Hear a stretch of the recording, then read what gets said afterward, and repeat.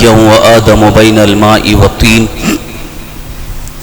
وعلى آله وأصحابه الطيبين الطاهرين أما بعد فأعوذ بالله من الشيطان الرجيم بسم الله الرحمن الرحيم قل إن صلاتي ونسكي ومحياي ومماتي لله رب العالمين صدق الله مولانا العظيم وبلغنا رسوله النبي الأمين الكريم ونحن على ذلك لمن الشاهدين والشاكرين والحمد لله رب العالمين. محترم برادران اہل سنت، قابل احترام بزرگوں، دوستو، السلام علیکم ورحمۃ اللہ وبرکاتہ. حصول برکت کے لیے آئیے ہم اور آپ مل کر انتہائی ادب، احترام اور خلوص و محبت کے ساتھ ہم سب کے آقا و مولا حضور تاجدار مدینہ، سرور قلب و سینہ، رحمت للعالمین، سید المرسلین طٰہٰ و یاسین، انیس الغریبین، ارواحنا فداہ جناب محمد الرسول اللہ صلی اللہ تعالی علیہ وآلہ وسلم کی بارگاہ بکس پناہ میں جھوم جھوم کر باواز بلند درود و سلام کا نذرانہ پیش کر لیں. اللہم صلی وسلم علی سیدنا مولانا محمد معین الجود والکرم وعلی آلہ واصحابہ وبارک وسلم. صلاة و سلاما علیک یا رسول اللہ، صلاة و سلاما علیک یا حبیب اللہ.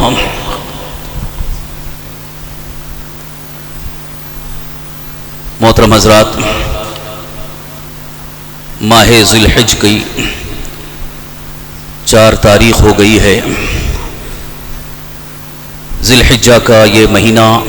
جو اسلامی سال کا آخری مہینہ ہے، اس کے ابتدائی 10 دن جن کو عشرہ ذی الحجہ کہا گیا ہے،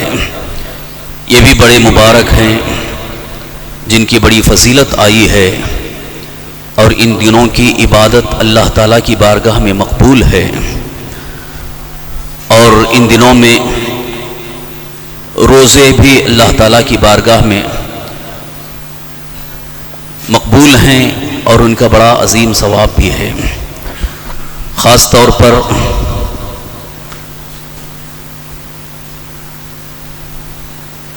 8ویں ذی الحجہ اور 9ویں ذی الحجہ، 8 ذی الحجہ کو یوم ترویہ کہا گیا اور 9ویں ذی الحجہ کو یوم عرفہ کہا گیا. یہ 2 دن بہت ہی اہم ہیں، اور ان دنوں کی عبادت اور ان میں دعائیں خاص طور پر اللہ تعالیٰ کی بارگاہ میں مقبول ہیں. آپ سب جانتے ہیں کہ 8 ذی الحجہ کو سارے حجاج کرام مینا پہنچتے ہیں، سارے حاجی صاحبان. اب وہاں کی تاریخ کے اعتبار سے ایک دن وہ آگے چل رہے ہیں، تو وہاں کی تاریخ کے اعتبار سے وہ بدھ کو 9ویں ذی الحجہ ہے، منگل کو 8 ذی الحجہ ہے، نہیں، بدھ کو 10 ذی الحجہ ہے، تو منگل کو وہاں کے اعتبار سے 9 ذی الحجہ ہے، اور دوشنبہ کو وہاں کے اعتبار سے 8 ذی الحجہ ہے. یعنی دوشنبہ کو سارے حجاج کرام مینا پہنچ چکے ہوں گے. لیکن ہمارے چاند کی تاریخ کے اعتبار سے ایک دن تاخیر سے ہے، تو ہمارے یہاں کی تاریخ کے اعتبار سے جمعرات کو 10 ذی الحجہ ہے، جو عید الاضحیٰ کا دن بھی ہے، یوم النحر بھی ہے، قربانی کا دن ہے. اس سے ایک دن پہلے یعنی بدھ اور منگل، بدھ کو 9ویں ذی الحجہ جو کہ یوم عرفہ ہے، اس دن خاص طور پر دعا کی قبولیت کی ساعت ہے. اپنے یہاں کے چاند کی تاریخ کے اعتبار سے 9ویں ذی الحجہ بدھ کا دن ہے، اس دن خاص دعاؤں کا اہتمام کریں، کیونکہ روایتوں میں آیا ہے کہ حضرت سیدنا ابراہیم خلیل اللہ علیہ السلام نے اپنی اولاد کے لیے خاص دعائیں فرمائیں. اس لیے کئی بزرگوں نے فرمایا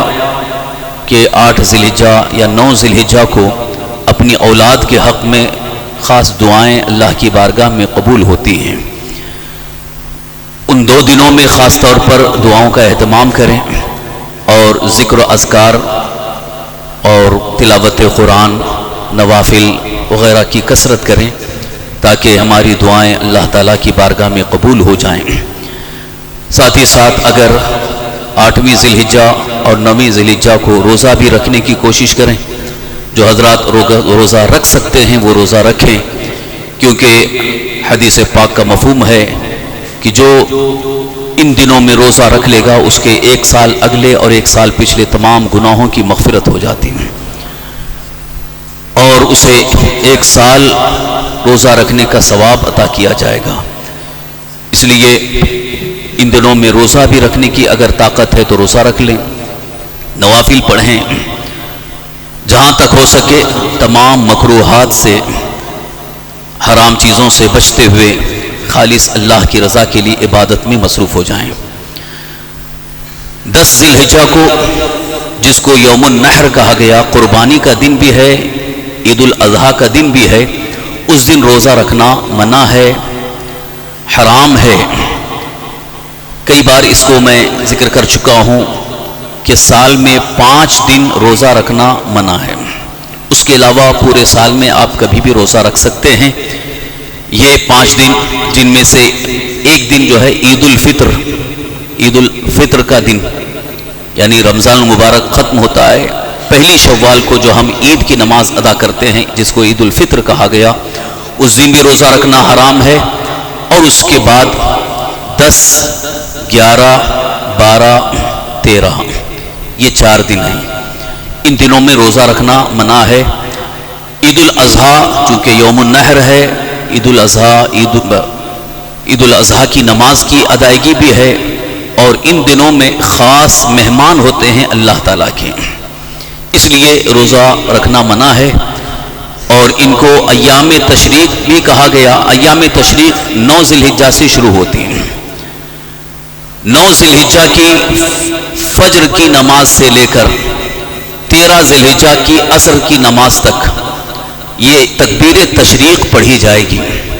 تکبیر تشریق جیسا کہ آپ کو اچھی طرح سے معلوم ہے، اللہ اکبر اللہ اکبر لا الہ الا اللہ واللہ اکبر اللہ اکبر وللہ الحمد۔ ہر فرض نماز کے بعد جو جماعت مستحبہ کے ساتھ ادا ہو، 1 بار پڑھنا تکبیر تشریق واجب ہے، اور 3 بار پڑھنا یہ سنت ہے، مستحب کی منزل میں ہے۔ لہٰذا جب بھی جماعت کے ساتھ نماز ادا ہو تو فوراً فرض کی ادائیگی کے فوراً بعد تکبیر تشریق پڑھی جائے۔ اور اگر کسی کو جماعت نہ مل سکی، تنہا اگر پڑھنا ہوا تو بھی انہیں پڑھ لینا یہ مستحب ہے، چاہے وہ مسجد میں پڑھ رہے ہوں یا گھر میں، اگر تنہا پڑھنا ہوا تو بھی ان ایام تشریق میں ہر فرض نماز کے بعد تکبیر تشریق پڑھ لیا کریں، وہی ثواب حاصل ہوگا۔ تو یہ تکبیر تشریق کب سے پڑھی جائے گی؟ 9ویں ذی الحجہ سے، یعنی انشاءاللہ ہمارے یہاں کی تاریخ کے اعتبار سے بدھ کے دن فجر کی نماز سے لے کر یہ 13ویں ذی الحجہ کو عصر کی نماز تک پڑھی جائے گی۔ لیکن قربانی کے جو ایام ہیں، قربانی کے جو دن ہیں، 10 سے لے کر کے 12 تک، 10، 11، 12 یہ 3 دن قربانی کے ہیں۔ اب اس میں بعض حضرات نے اختلاف کیا ہے کچھ حدیثوں کی بنیاد پر، جیسا کہ حضرت امام شافعی رحمۃ اللہ تعالی علیہ کے نزدیک 4 دن مانے گئے ہیں، لیکن امام اعظم ابو حنیفہ رضی اللہ عنہ کی تحقیق یہ ہے کہ وہ حکم پہلے تھا، بعد میں منسوخ ہو گیا ہے، لہٰذا قربانی کے دن 3 ہی ہیں، 10، 11، 12۔ 10 ذی الحجہ کو عید کی نماز کی ادائیگی کے بعد قربانی شروع ہوتی ہے، اور 12 ذی الحجہ کے غروب آفتاب سے پہلے پہلے یہ قربانی مکمل ہو جائے۔ جس پر بھی قربانی واجب ہے اسے انہی 3 دنوں میں اپنی طرف سے قربانی کر لینا واجب ہے۔ واجب کا مطلب ہے کمپلسری، جسے کرنا ہی ضروری ہے۔ بعض لوگ کبھی کبھی کچھ ایسے سوالات کرتے ہیں، کیا میں قربانی کر سکتا ہوں؟ قربانی کر سکتا ہوں آپ پوچھ رہے ہیں، آپ پر واجب ہے جس کو کرنا ضروری ہے، کر سکتا ہوں نہیں بلکہ کرنا واجب ہے۔ کب؟ جب آپ مالک نصاب ہیں۔ شریعت مطہرہ کی نزدیک جو شخص عاقل بالغ ہے اور مالک نصاب ہے، عاقل بالغ عقل مند ہے، پاگل نہیں ہے، بالغ ہے جس کی عمر 12 سال سے اوپر 14 سال تک، یہ بالغ ہونے کی عمر شریعت مطہرہ کے نزدیک، اگر وہ مالک نصاب بھی ہو جائے جس کو کئی بار بتایا جا چکا ہے. مالک نصاب کا مطلب جس کے پاس 52.5 تولہ چاندی یا اتنی رقم. آج مارکیٹ میں آپ معلوم کر سکتے ہیں کہ 52.5 تولہ چاندی کی رقم کتنی بن سکتی ہے. مثال کے طور پر اگر 45,000 روپے 52.5 تولہ چاندی کی مقدار رقم ہوتی ہے تو جس کے پاس اتنی رقم ہو جائے وہ شخص شریعت مطہرہ کے نزدیک مالک نصاب کہلایا. اب اس پر قربانی واجب ہے. لیکن یہاں ذہن میں ایک سوال اکثر ابھرتا ہے کہ کیا اس کے لیے سال گزرنا شرط ہے؟ جیسا کہ زکوٰۃ کے مسائل میں بیان کیا جاتا ہے کہ مالک نصاب ہونے کے بعد اس مقدار نصاب پر سال پورا ہونا شرط ہے، لیکن قربانی واجب ہونے کے لیے سال پورا ہونا شرط نہیں ہے. قربانی کے دنوں میں، قربانی کے دن کون سے ہیں؟ 10 ذی الحجہ سے لے کر 12 ذی الحجہ تک. ان دنوں میں جس کے پاس بھی اتنی رقم موجود ہو گئی وہ شخص مالک نصاب بھی ہے اور اس پر قربانی واجب ہے. اسے قربانی کرنا ہی ضروری ہے. یہ ضروری کیوں ہے، واجب کیوں ہے؟ کیونکہ اس سلسلے میں حدیث پاک بھی ہے. اللہ کے رسول ہمارے آقا سرور کائنات صلی اللہ تعالی وسلم نے ارشاد فرمایا، جو مالک نصاب ہونے کے بعد قربانی نہیں کرتا ہے وہ ہمارے عیدگاہ نہ آئے، ہمارے عیدگاہ سے قریب بھی نہ آئے. تو اللہ کے رسول صلی اللہ تعالی وسلم نے جس سلسلے میں سخت وعید فرمائی اور اس پر سخت ناراضگی کا اظہار فرمایا تو یہ حکم جو ہے بڑا سخت ہو جاتا ہے. اسی لیے کہا گیا کہ قربانی مالک نصاب پر واجب ہے، وہ کرنا ہی ضروری ہے.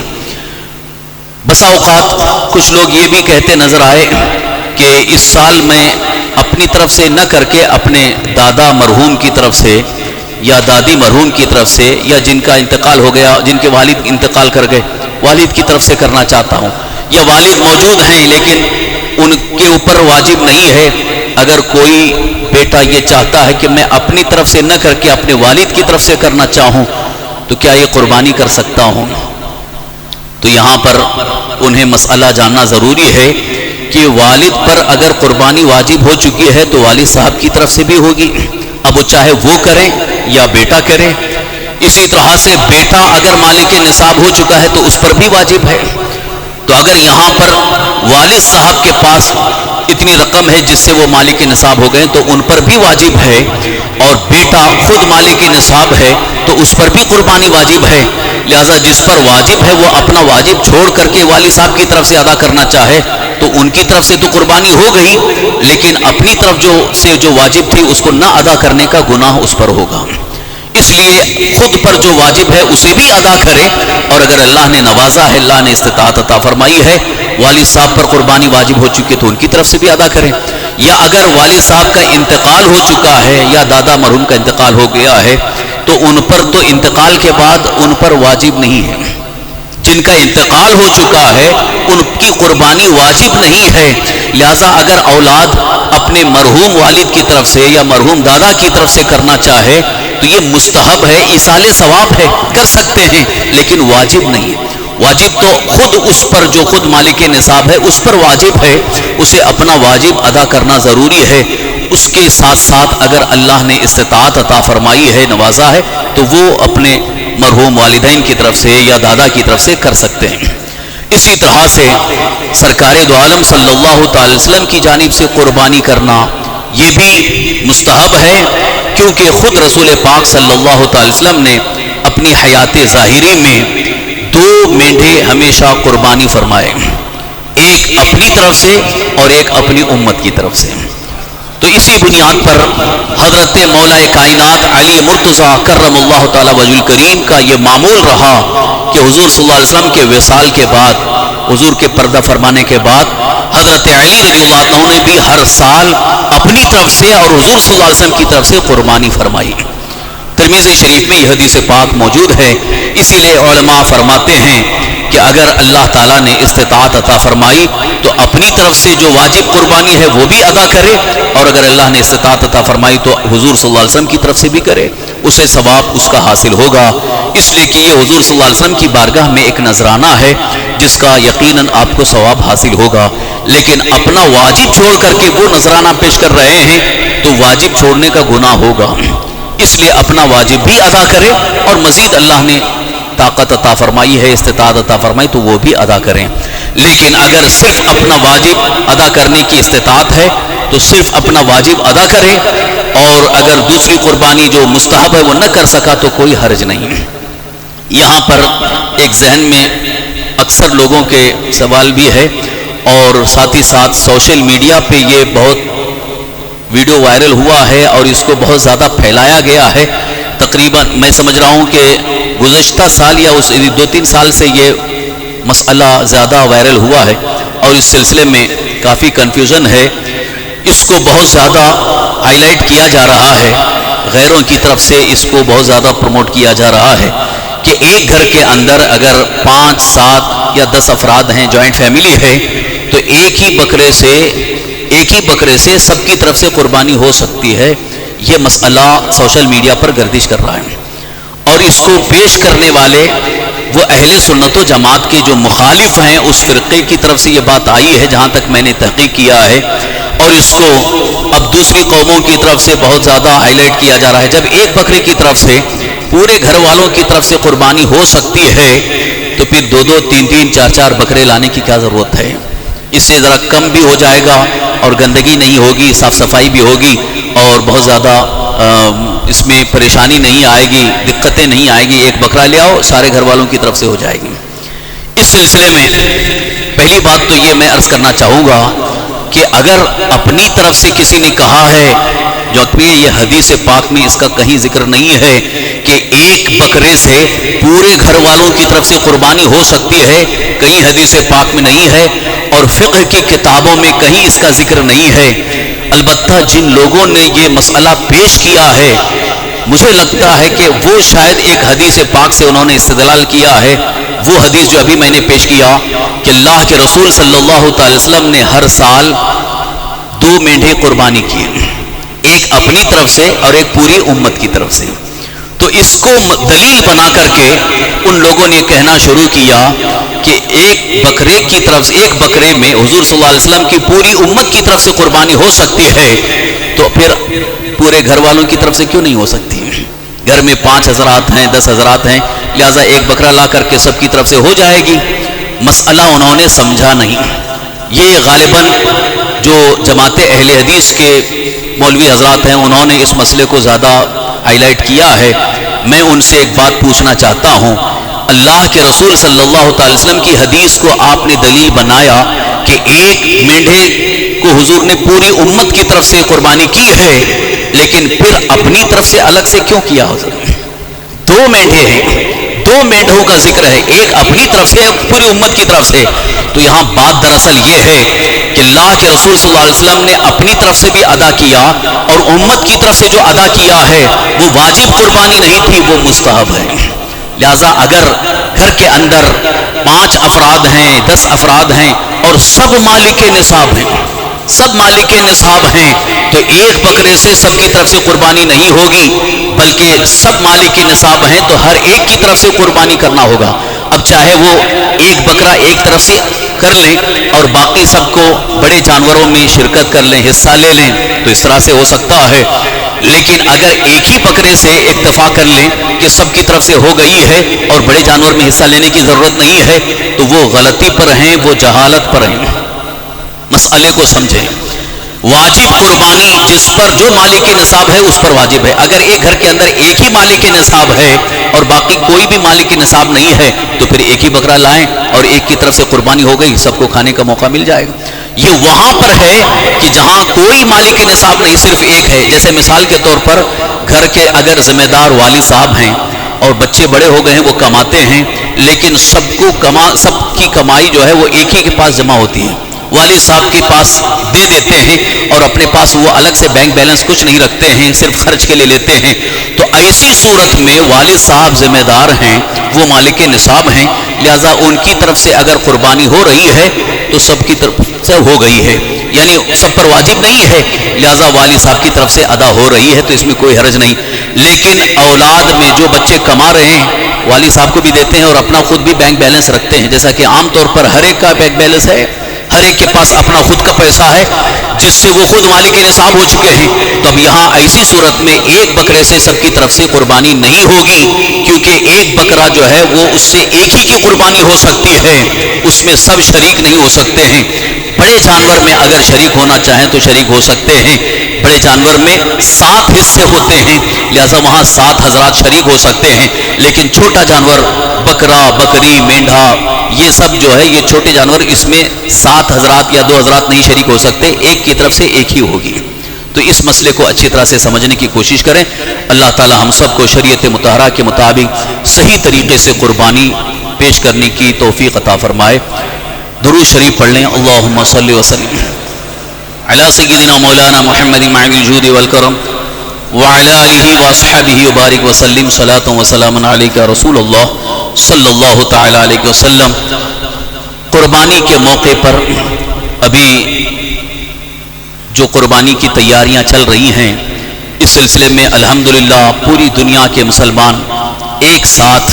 یوم النحر کو، عید الاضحیٰ کے دن قربانی کرتے ہیں۔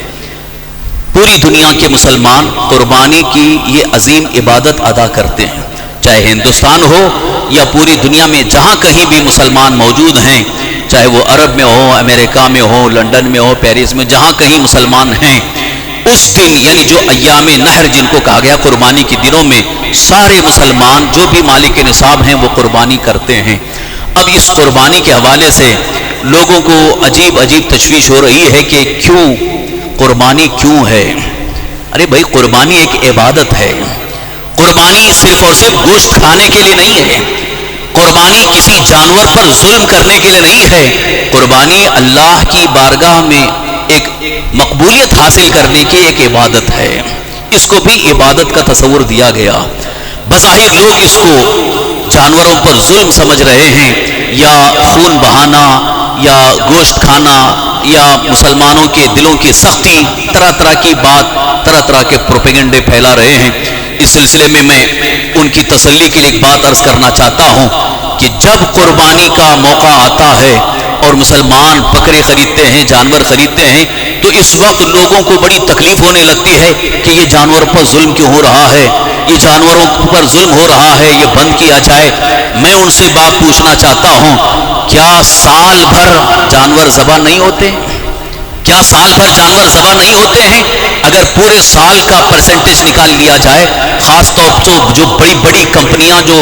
گوشت میٹ ایکسپورٹ کرتے ہیں وہ بھی تو جانور ذبح کر رہے ہیں، وہاں تمہارا درد کیوں نہیں ظاہر ہوتا ہے؟ مسلمان بکرا لے کے آتا ہے، مسلمان قربانی کی تیاری کرتا ہے تو واویلا مچایا جاتا ہے کہ جانوروں پر ظلم ہو رہا ہے، ان پر ظلم کو بند کر دیا جائے۔ جن لوگوں نے انسانوں پر ظلم کیا ہے انہیں یہ بولنے کا حق نہیں ہے کہ یہ جانور پر ظلم ہو رہا ہے، یہ جانور پر ظلم نہیں ہے، بلکہ اللہ تعالیٰ نے انسانوں کو حق دیا ہے، اس لیے کہ روئے زمین پر جو بھی نظام اللہ کا بنا ہوا ہے اس نظام قدرت کے تحت جانوروں کو ذبح کرنا ہی ہے، ضروری ہے۔ اگر جانوروں کو ذبح نہ کیا جاتا تو انسان دانے دانے کے لیے محتاج ہو جاتے ہیں، یہ قدرت کا نظام ہے۔ اور آپ یہ بھی دیکھ لیجئے، اتنے جانور ذبح ہونے کے باوجود بھی ان میں کبھی کمی نہیں آئی ہے، کبھی کمی نہیں آئی۔ پورے سال کا اگر پرسنٹیج آپ نکال لیں، کتنے جانور ذبح ہوتے ہیں، کتنے جانور ذبح ہوتے ہیں، گوشت کھائے جاتے ہیں، خاص طور پر مرغیاں تو لاکھوں کی تعداد میں ذبح ہوتی ہیں، کھائے جاتے ہیں، لیکن تعداد بڑھتی ہی جا رہی ہے۔ لیکن اگر ان کو ذبح نہ کیا جائے اور جانوروں کو مکمل طور پر ان کے ذبح پر پابندی عائد کر دی جائے، یہ تو صرف اور صرف ایک تماشا بنایا گیا ہے کہ یہاں پابندی ہے، وہاں پابندی، مگر جو ایکسپورٹ کرنے والی جو ان کی کمپنیاں ہیں جو حکومت کے لائسنس سے چلتی ہیں، وہاں لاکھوں جانور ذبح بھی ہو رہے ہیں اور گوشت ایکسپورٹ ہو رہا ہے۔ کس قسم کی پابندی ہے؟ بہرحال میں عرض کرنا چاہتا ہوں، اسلام کے خلاف پروپیگنڈا پھیلانے والوں کے لیے یہ ہمارا چیلنج ہے کہ اگر پابندی لگانا ہے تو مکمل طور پر پابندی لگا کے دکھا دو، اس لیے کہ حکومت خود پریشان ہو جائے گی کہ وہ انتظامات نہیں کر سکتی ہے، کیونکہ نظام قدرت کو بدلا نہیں جا سکتا، یہ قدرت کا نظام ہے۔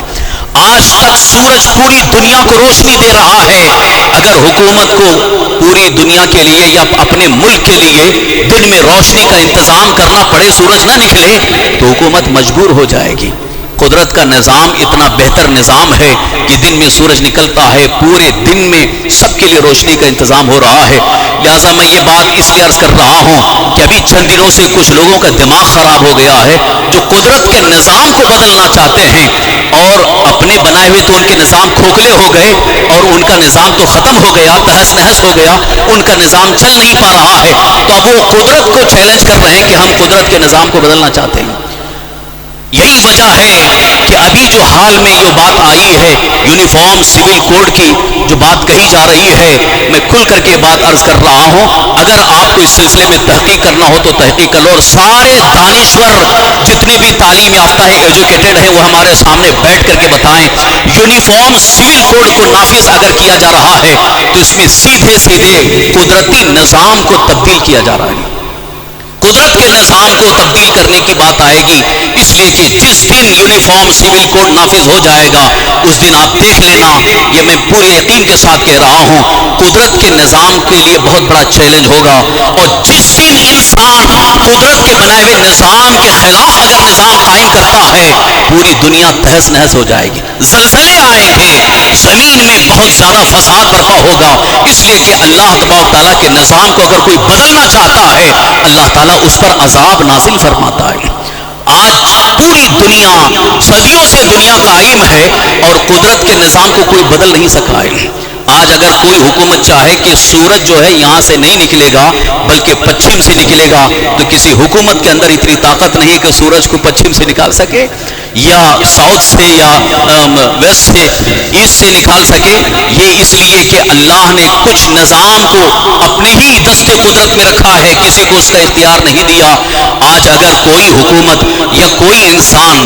قدرت کے نظام کو بدلنا چاہے تو میں سمجھوں گا کہ وہ سب سے بڑا بے وقوف انسان ہے، اس لیے کہ قدرت کے نظام کو کوئی بدل نہیں سکتا ہے، بلکہ سارے انسان قدرت کے بنائے ہوئے نظام کے تحت اگر زندگی گزار رہے ہیں تو انہیں سکون کی زندگی مل رہی ہے۔ یہ زمین کو اللہ نے فرش بنایا، زمین کو فرش بنایا، اور آسمان کو اللہ نے شامیانہ بنایا ہے، اور اسی آسمان کے اندر، اسی آسمان کے نیچے ایک بہت بڑی گیلیکسی ہے جس کو کہکشاں کہا گیا ہے۔ اسی گیلیکسی میں، اسی کہکشاں میں سیارے ہیں جو اپنے اپنے محور پر چل رہے، گردش کر رہے ہیں، سورج بھی گردش کر رہا ہے، چاند بھی گردش کر رہا ہے، سیارے گردش کر رہے ہیں۔ یہ قدرت کا بنایا ہوا نظام ہے۔ اگر کوئی یہ چاہے کہ نہیں ان سیاروں کی گردش کو ہم بند کر دیں گے، سب کو صرف اور صرف ایک ہی طرح سے گردش کرنا ہوگا، تو یہ نظام نہیں چل سکتا ہے۔ لہٰذا آج اگر ہندوستان کی سرزمین پر یونیفارم سول کوڈ نافذ کرنے کی بات کہی جا رہی ہے تو میں اس سلسلے میں یقین کے ساتھ یہ کہوں گا کہ صرف اور صرف مسلمانوں ہی کے لیے نہیں بلکہ ہندوستان میں رہنے والی ساری قوموں کے لیے اس میں دقت اور پریشانی ہوگی، اور سب کے سب اس میں پریشان ہوتے نظر آئیں گے، اس لیے کہ ہندوستان کی سرزمین پر ایک نہیں بلکہ ہزاروں مذہب کے ماننے والے رہتے ہیں، اور ہندوستان کا قانون ہی اس طرح سے بنایا گیا تھا کہ اس میں رہنے والوں کو اپنے اپنے مذہب کے مطابق آزادی کے ساتھ عمل کرنے کی اجازت ہوگی۔ جو ہندوستان کا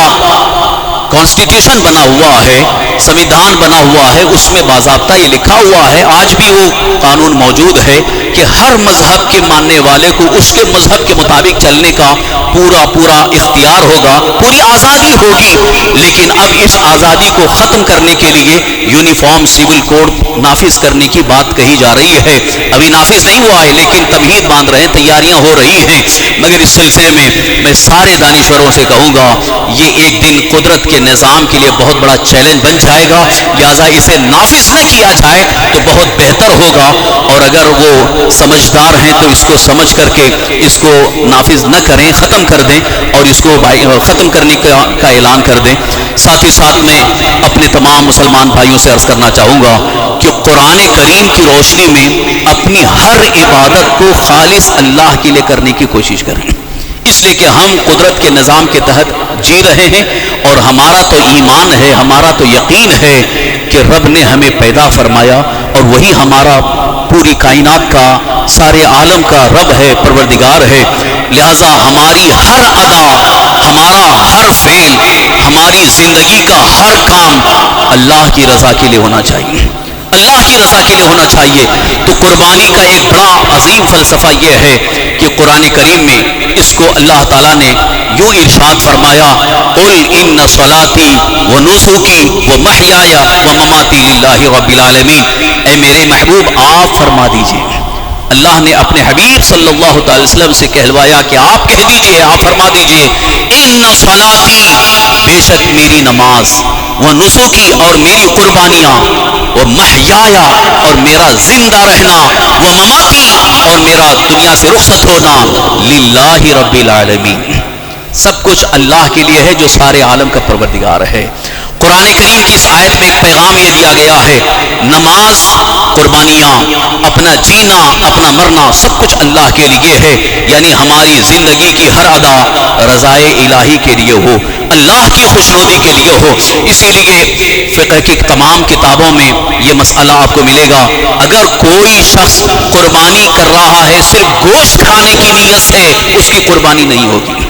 اس کی قربانی ادا نہیں ہوگی، اس لیے کہ وہ گوشت کھانے کی نیت سے کر رہا ہے، اللہ کی رضا کے لیے نہیں کر رہا ہے۔ اسی لیے جس جانور میں جو شریک ہونے والے جانور ہیں، یعنی بڑے جانور میں جہاں 7 حضرات شریک ہوتے ہیں، حصہ لیتے ہیں، ان میں اگر 7 حضرات میں سے ایک شخص کی بھی نیت اگر صرف گوشت کھانے کی ہے، قربانی کی نہیں ہے، تو ان 7 کی بھی قربانی نہیں ہوگی۔ یہاں پر یہ بھی مسئلہ یاد رکھیں کہ بڑے جانور میں 7 حضرات شریک ہو رہے ہیں، لہذا اس میں ایک شخص بھی اگر غیر مومن ہے، اگر ایک شخص بھی اس کی نیت خالص گوشت کھانے کی ہے اپنے خواہش نفس کے لیے، تو اس کی قربانی نہیں ہوگی، اور اس کے ساتھ جتنے شریک ہیں ان کی بھی قربانی نہیں ہوگی۔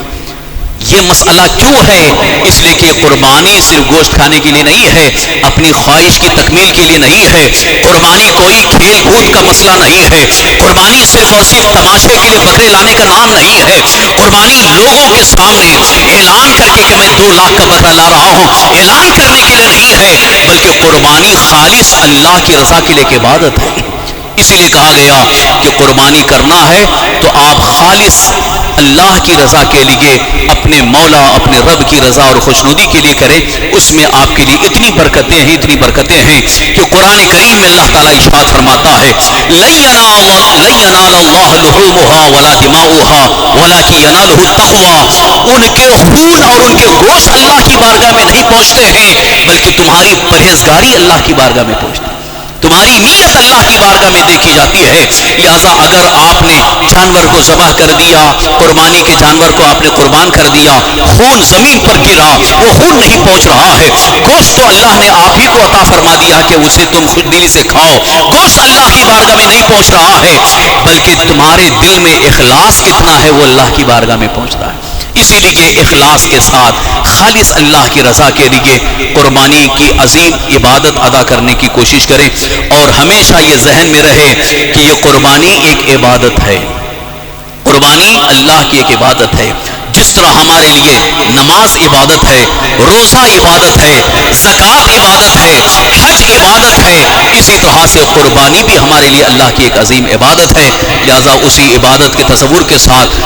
یہ قربانی کی عظیم عبادت ادا کی جائے، اس میں ذرہ برابر بھی دکھاوا، ریاکاری، خواہش نفس کی تکمیل ہرگز نہ ہونی چاہیے، بلکہ خالص اللہ کی رضا کے لیے ہو۔ انشاءاللہ العزیز اس کی برکتیں حاصل ہوں گی۔ سرکار دو عالم صلی اللہ تعالی وسلم سے صحابہ کرام نے پوچھا، یا رسول اللہ ما لنا یا رسول اللہ، اے اللہ کے رسول صلی اللہ علیہ وسلم اس قربانی کے جانور سے ہم کو کیا فائدہ ہے؟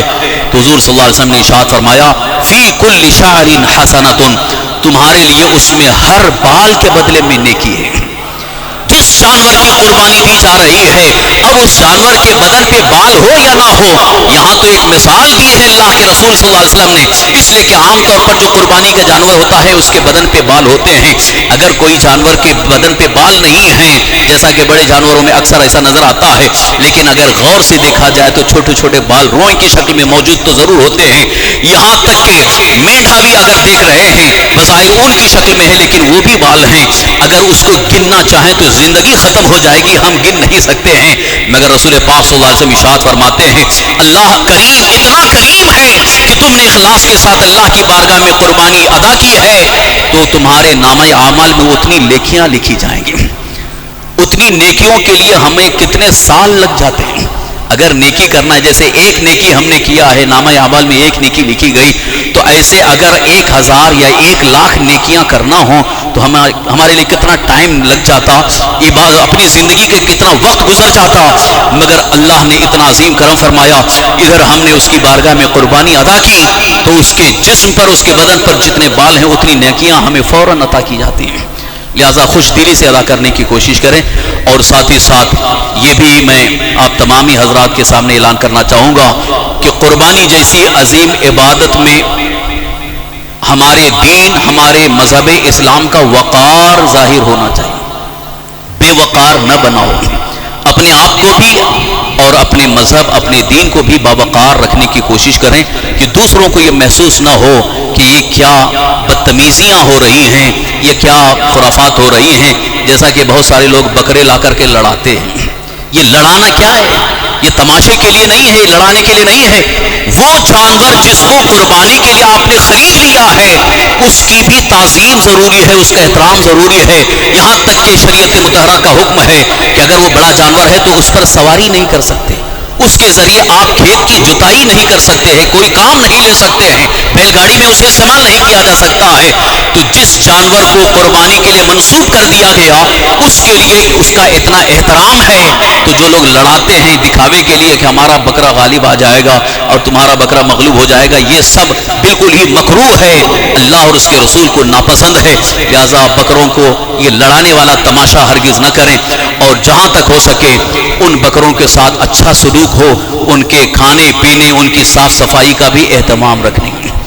گھر کے سامنے یا اپنی بلڈنگ میں، اپنی چال میں، کہیں بھی آپ اپنے قربانی کے جانور کو لا کے باندھیں تو اس کی صاف صفائی کا ضرور خیال رکھیے، اس لیے کہ یہ بھی ایک طرح کی بدتمیزی لوگوں میں ظاہر ہوتی ہے، اور دوسروں کو کہنے کا موقع ملتا ہے کہ ایک عبادت کے لیے ہزاروں کو تکلیفیں پہنچا رہے ہیں۔ جس چال میں آپ رہ رہے ہیں، جس چال میں آپ کا گھر ہے، وہاں پہ آپ نے بکرا یا جانور باندھا ہے تو اس کی گندگی کو فوراً دور کر دیا جائے تاکہ آنے جانے والوں کو تکلیف نہ محسوس ہو۔ اللہ کے حبیب ہمارے آقا سرور کائنات صلی اللہ علیہ وسلم ارشاد فرماتے ہیں، راستے سے تکلیف دہ چیز کو ہٹانا بھی ایمان کا حصہ ہے، یہ بھی ایک عظیم عبادت ہے۔ لہذا اپنے اس قربانی کی عظیم عبادت کے ماتحت دوسری تکلیفیں اور دوسری پریشانیاں پہنچانے کی کوشش نہ کریں، اس لیے کہ ہم کوشش کریں تو یہ ساری چیزیں دور ہو سکتی ہیں۔ خاص طور پر ہمارا جانور ہم نے اپنے لا کر کے باندھا ہے، اس کی صفائی اگر ہم نہیں کریں تو دوسرا کون آئے گا؟ دوسروں کا انتظار کرتے ہیں کہ بی ایم سی والے آئیں گے تو وہ صاف صفائی کریں گے، یہ انتظار نہ رکھیں، بلکہ خود ہی اپنے گھر کے اور اپنے محلے اور اپنے چال کی صاف صفائی کا بھرپور خیال رکھیے، اس لیے کہ اس میں صرف ہمارے نہیں بلکہ ہمارے مذہب اسلام کا وقار ہے۔ دوسروں کو انگلی اٹھانے کا موقع نہ ملے، بے وقاری کا کوئی خدشہ نہ رہے، اس لیے میں خاص طور پر عرض کر رہا ہوں کہ جب تک قربانی کا جانور مکمل طور پر اللہ کی بارگاہ میں نہ پہنچ جائے، اس وقت تک جو بھی معاملات ہیں اس کو صاف صفائی کے ساتھ، اہتمام کے ساتھ کرنے کی کوشش کریں۔ اللہ تعالی ہم سب کی عظیم عبادت قربانی کو قبول فرمائے، اور قربانی کے ذریعے جو بھی ہمیں اللہ تعالیٰ کے فضل سے نیکیاں حاصل ہوں، اللہ تعالیٰ ان نیکیوں میں ہم سب کو اضافہ فرمائے، سب کی روزی میں، روزگار میں، عمر میں برکتیں عطا فرمائے، ایمان پر زندہ رکھے، ایمانی پر خاتمہ نصیب فرمائے۔ آمین بجاہ النبی الامین علیہ الصلاۃ والتسلیم، وما علینا الا البلاغ المبین۔ السلام علیکم ورحمۃ اللہ وبرکاتہ۔